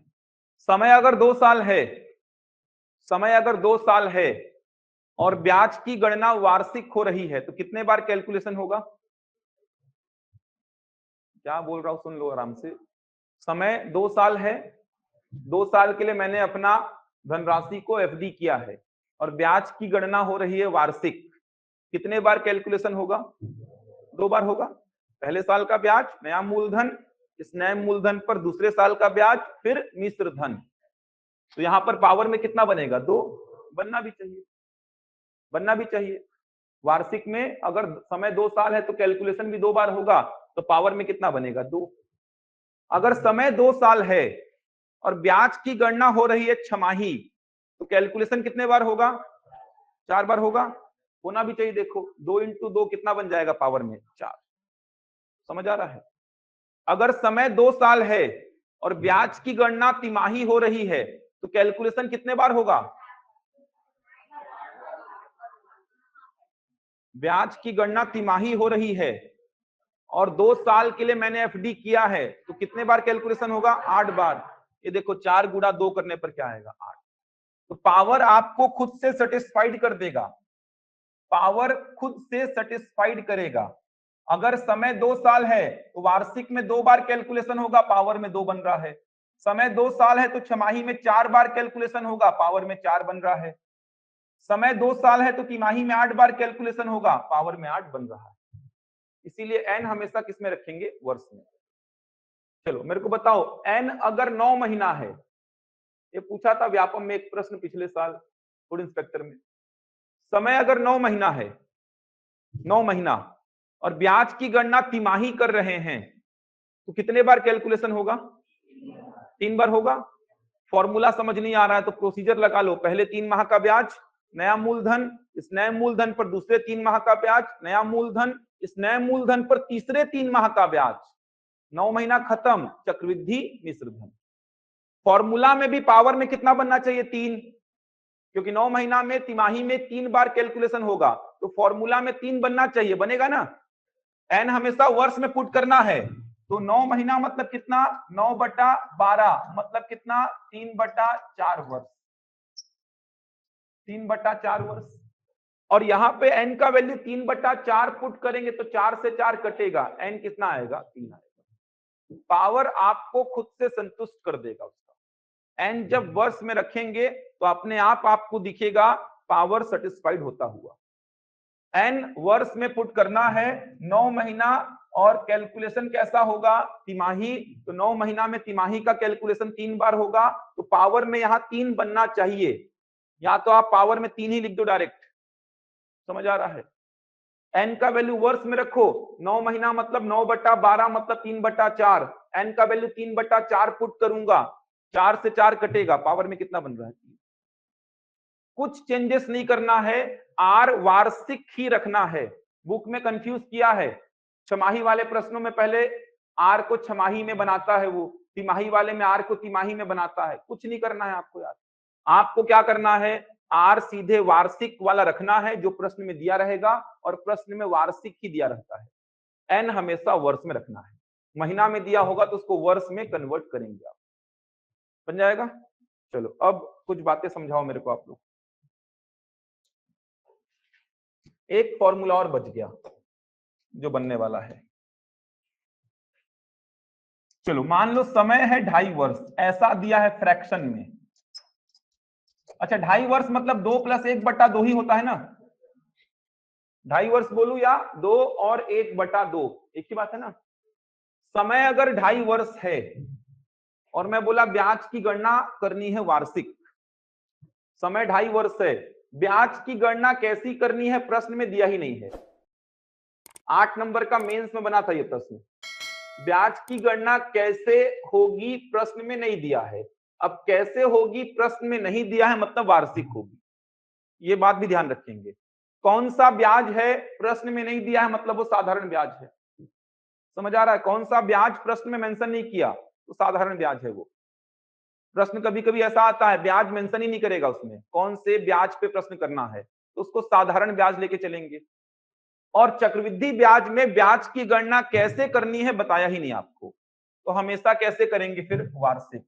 अब मैं बोला समय है 2.5 वर्ष, 2 सही 1/2 या 2 + 1/2, और ब्याज की गणना करनी है वार्षिक, तो कैसे करेंगे? 2 साल का कैसे निकालेंगे?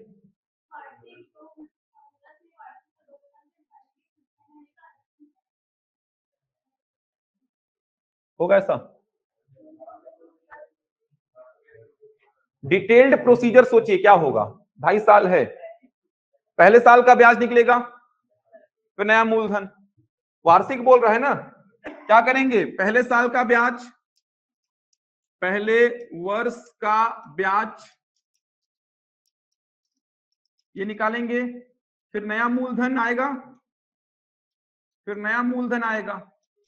अब इस नए मूलधन पर क्या करेंगे, दूसरे वर्ष का ब्याज, इस नए मूलधन पर क्या करेंगे, दूसरे वर्ष का ब्याज। अब वापस से क्या निकालेंगे, नया मूलधन। 2 साल खत्म, अब बचा कितना, आधा साल। अब तो कोई चारा ही नहीं है, क्या करेंगे, इस नए मूलधन पर क्या करेंगे, आधे वर्ष का ब्याज, क्योंकि कोई चारा ही नहीं है आपके पास।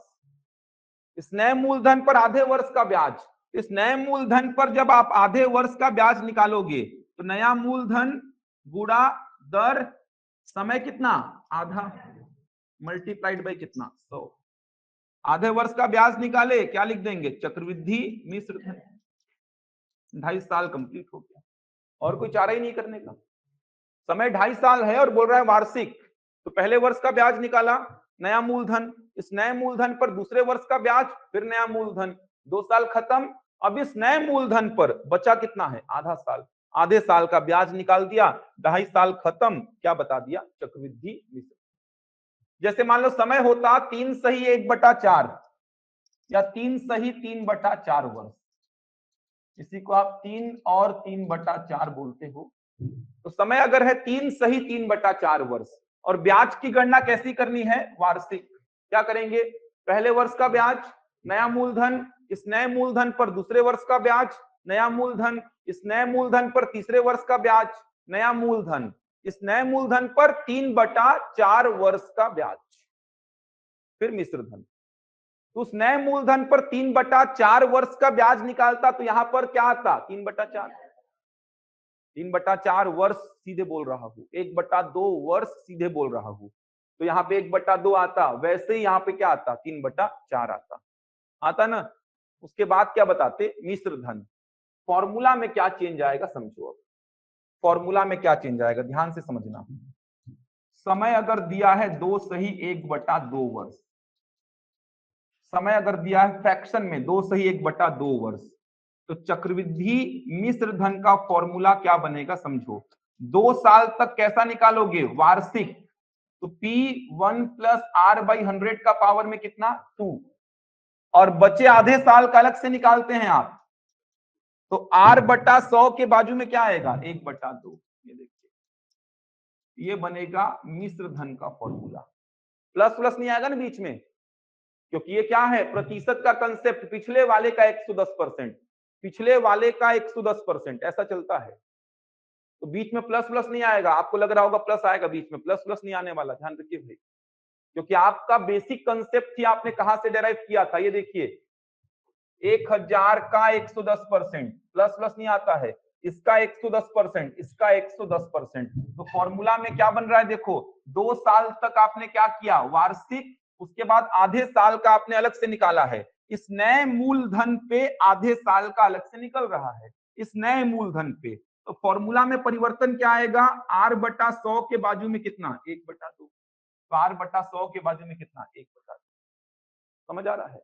अगर यहीं पे समय होता 3 सही 3/4 वर्ष, तो फॉर्मूला समझ पा रहे हैं क्या बनता, चक्रवृद्धि मिश्र धन का फॉर्मूला क्या बनता, T1 प्लस R/100 का पावर कितना, 3, और R/100 के बाजू में कितना आएगा, 3/4। समय अगर फ्रैक्शन में है और ब्याज की गणना करनी है वार्षिक, तो ऐसे फॉर्मूले बनते हैं।